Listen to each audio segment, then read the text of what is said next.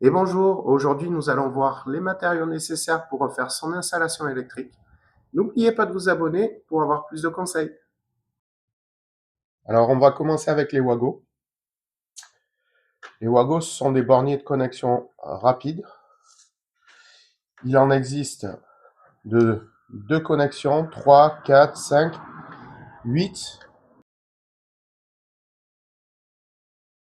Celles-ci sont faites pour des fils allant jusqu'à 2,5 mm².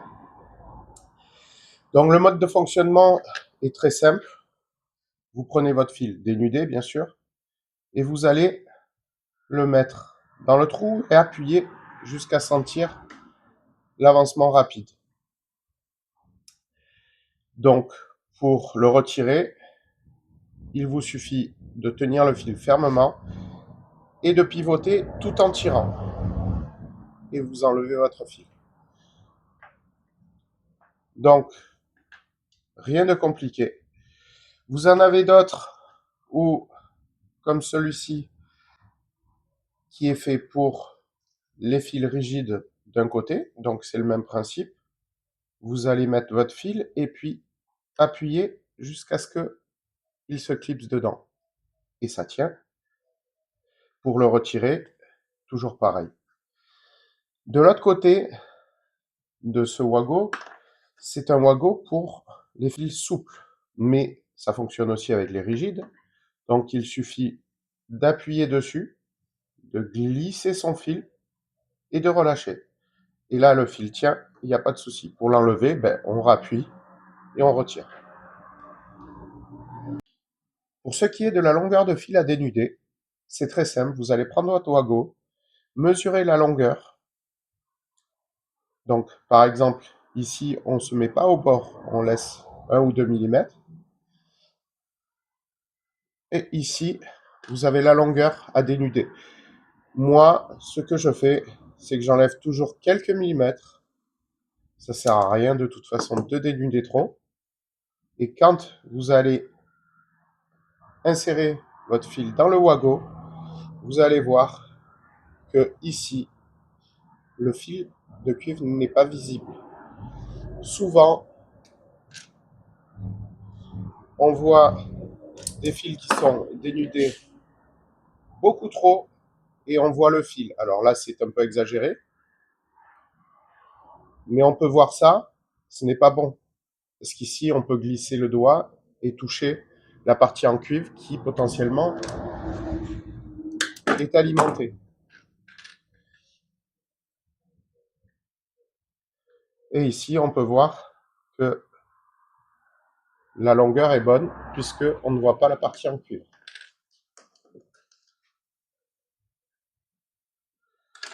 Avec le temps, vous n'aurez plus besoin de mesurer, bien sûr. Hop, c'est une question d'habitude. Et là, on voit que c'est très bien connecté.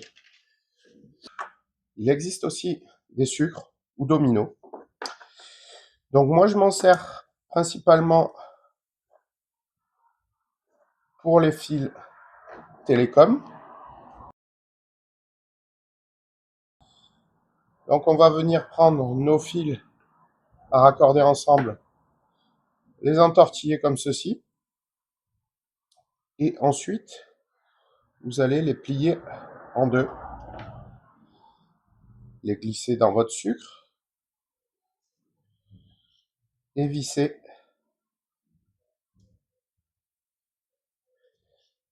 sans trop serrer. Voilà.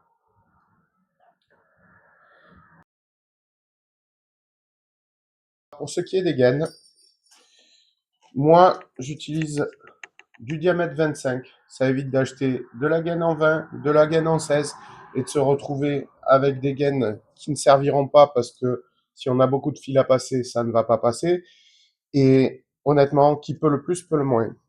Petite info, quand vous coupez votre gaine, pour éviter de perdre le passe-fil, vous faites une petite incision comme ceci et vous venez glisser votre passe-fil, bien sûr, dans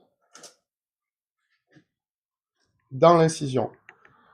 Ça évitera qu'il glisse, qu'il se perde à l'intérieur et que vous soyez obligé de couper jusqu'à retrouver le bout du passe-fil. Pour ce qui est des fils, vous avez plusieurs sections. Ce que je vous conseille pour le 1,5 mm et le 2,5 mm, c'est d'acheter des bobines de 100 mètres. Si vous refaites une installation complète, ça va passer. Je vous conseille d'acheter 3 couleurs pour le 2,5 mm, du bleu, du rouge et du vert jaune. C'est le minimum que vous ayez besoin. Si jamais vous voulez différencier plusieurs circuits, quand ça passe dans une gaine, vous pouvez vous permettre de racheter une autre couleur. Moi, je conseille du noir ou alors du marron.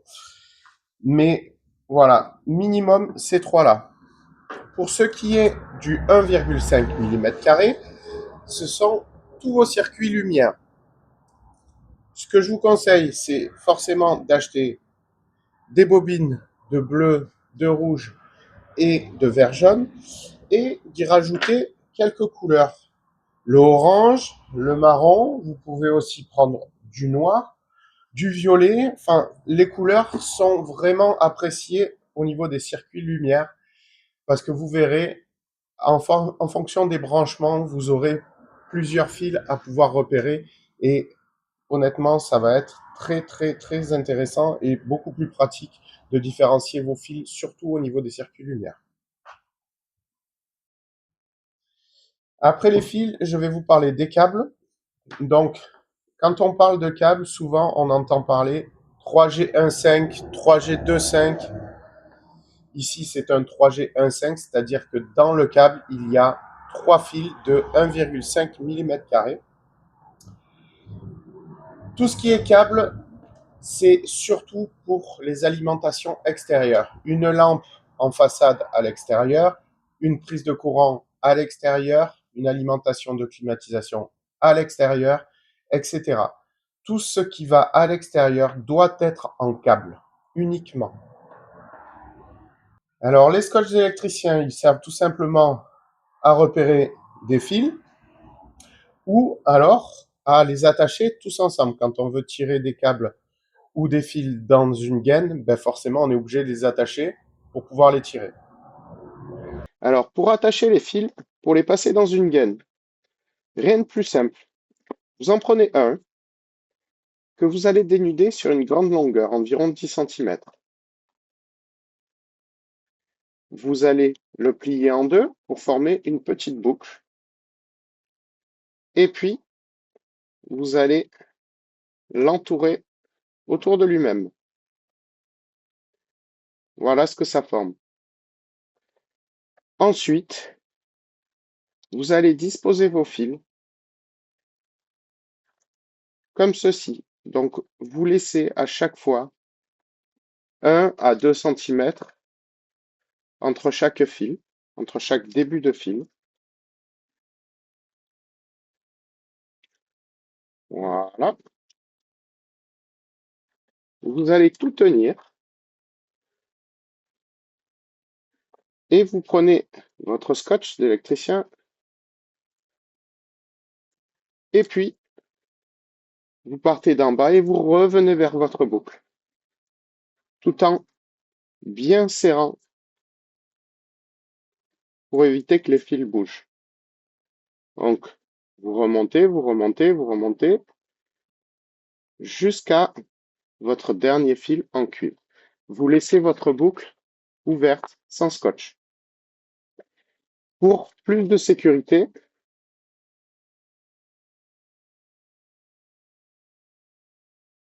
entre 5 et 10 cm, vous allez refaire quelques tours de scotch. Et là, vous pouvez tirer, ça ne bougera pas. Ensuite, pour l'attacher à votre passe-fil qui vient de la gaine, vous allez passer votre passe-fil dedans, l'entourer, faire une boucle, exactement ce qu'on a fait avec le fil de cuivre, sauf que vous allez la replier vers vos fils de cuivre. Et vous faites un petit tour de scotch ici et ici. Et là, vous pouvez tirer, ça ne bougera pas. Et voilà quelques matériaux indispensables pour refaire son électricité. Bien sûr, il y en a d'autres. La semaine prochaine, je vous parlerai du tableau et de ses composants. En attendant, je vous souhaite une bonne semaine et je vous dis à bientôt.